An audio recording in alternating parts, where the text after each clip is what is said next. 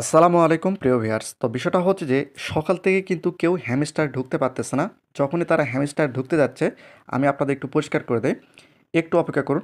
এখানে আপনারা দেখতে পাচ্ছেন যে এখানে বলা হচ্ছে যে রিকোয়েস্টেড এরর।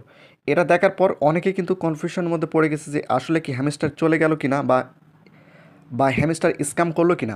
এই বিষয়টা নিয়ে কিন্তু অনেকেই আমাদেরকে কমেন্ট করতেছে। তো বিষয়টা হচ্ছে দেখুন, ইতিমধ্যে হয়তো আপনারা অনেকেই জানেন যে বাইন্যান্সে টোন কানেকশনটা কিন্তু সাসপেন্ড করে দেওয়া হয়েছে। অনেকেই এটা জানেন।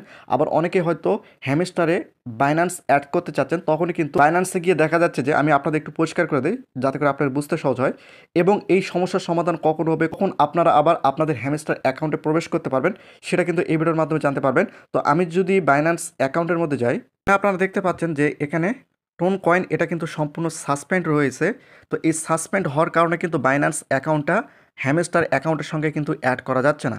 তো এটা নিয়ে কিন্তু অনেকে টেনশনের মধ্যে পড়ে গেছে। অনেকে আবার টোন কিপার যে ওয়ালেটটা রয়েছে সেটা অ্যাড করেছে, আবার অন্য প্রকার ওয়ালেট কিন্তু তারা হ্যামস্টার সঙ্গে অ্যাড করছে। তো এগুলো সমস্যা হবে কিনা, তো এই বিষয়গুলো আপডেটের পরে আমরা জানতে পারবো।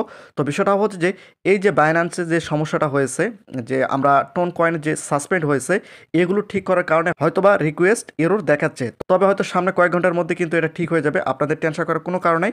এই বাইন্যান্সের এই সমস্যার কারণে কিন্তু এই প্রবলেমটা ফেস করতেছে, কারণ এগুলো তো আবার ঠিক করতে হবে। কারণ অনেকেই কিন্তু হ্যামস্টারে ওয়ালেট অ্যাড করার জন্য কিন্তু এই সমস্যাটা তৈরি হয়েছে। তো অতি শীঘ্রই এটা কিন্তু সমাধান হবে।